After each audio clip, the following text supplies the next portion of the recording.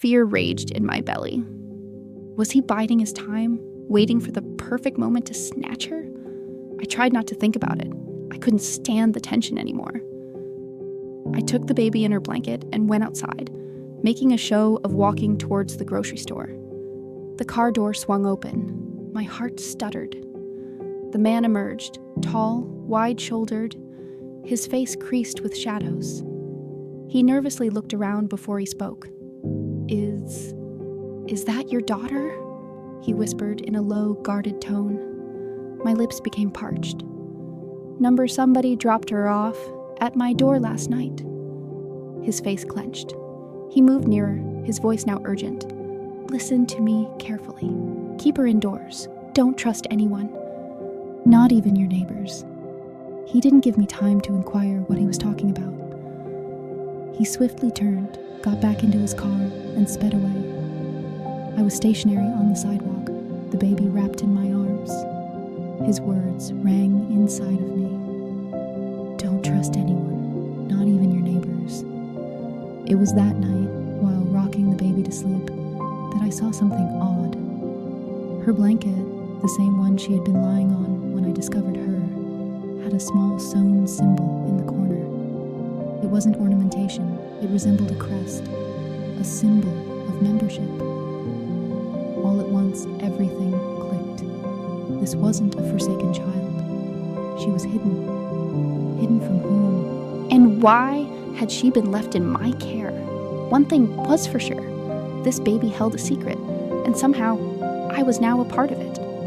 I hardly slept that night.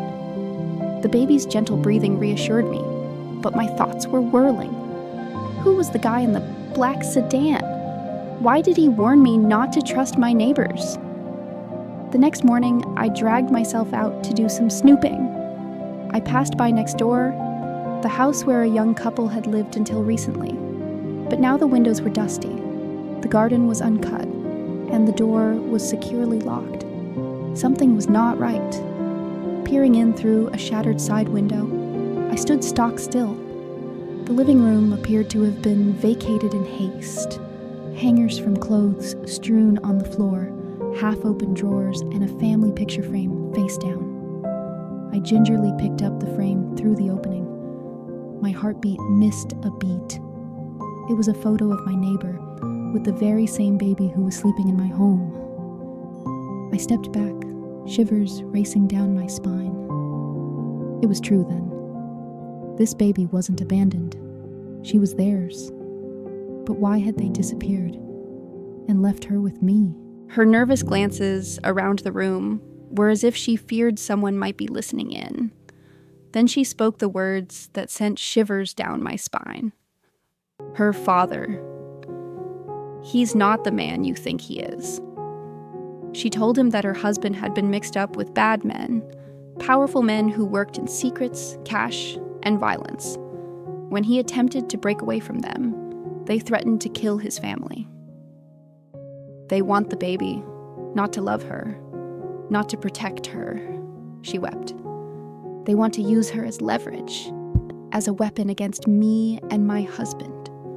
I shuddered with chills running up my spine. That innocent child in my arms was involved in something much larger, much more sinister than I could have ever thought. There was a loud bang outside. I ran to the window. The same black sedan had returned, but now two men emerged. They were no longer lurking. They were coming directly at my house. The face of the neighbor went pale. It's them. They've found us. My heart racing. I clutched the baby close to me. At that instant, I had two options: run and save her, or open the door and meet whatever danger lay ahead. And for the first time in my life, I understood.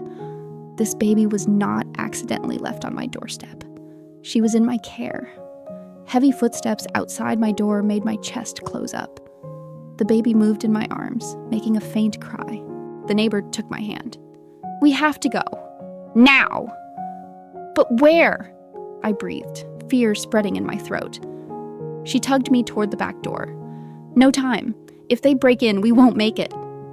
We slipped away into the darkness, my own heart thudding faster with each step. The chill wind hit me in the face as we fled through the crowded back alleys behind my house. We could hear the men pounding on the back door of my house. Then, nothing. They realized we had gotten away. We arrived at an abandoned warehouse on the outskirts of town.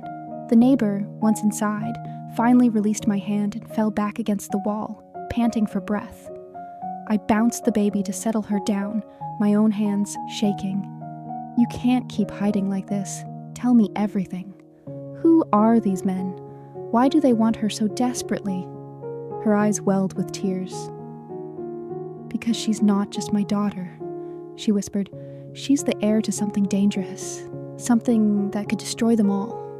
Just as I was about to question more, I heard the skid of tires outside. Headlights lit up through the gaps of the warehouse walls. They had discovered us. The neighbor's face paled. She gazed at me desperately. "If anything happens to me, promise me you'll keep her safe. Promise me you won't let them take her." I clutched the baby closer, my heart pounding. The door opened slowly, and shadowy figures crowded the doorway.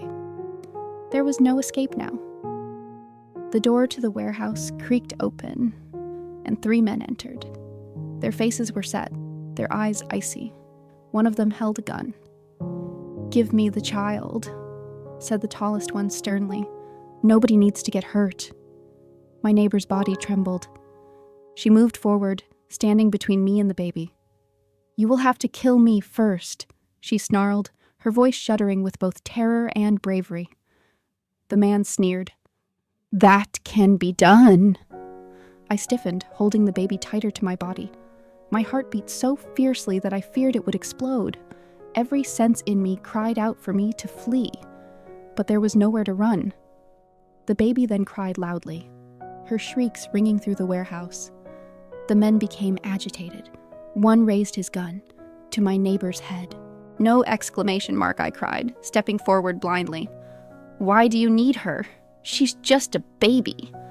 The man's eyes slanted. "She's not a baby. She's the key. And if we don't have her, everything we've accomplished will fall apart." I didn't get a chance to say anything before a tremendous crash sounded from behind them.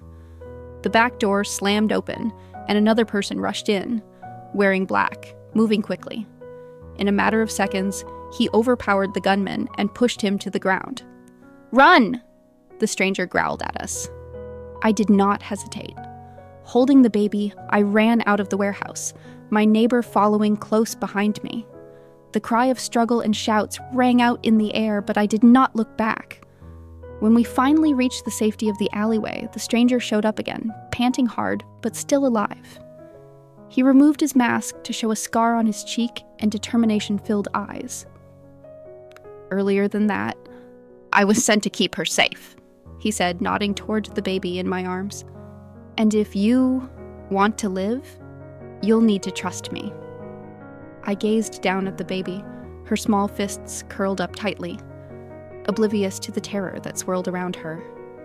"So everything, the men, the car, the threats, is because of her?" He grunted in agreement. "They will never cease searching for her. But with me by her side, they won't prevail." The siren sounded in the distance before I could answer. The neighbor's face whitened. "They've located us again. We have to get out. Now!" The man with the scar inserted a key into a car and gestured to the end of the alleyway. "There's a safe house outside the city. If we can get there, she'll be out of danger. For a while, at least." I paused, gazing at him, and then at my neighbor. Could I truly believe in him?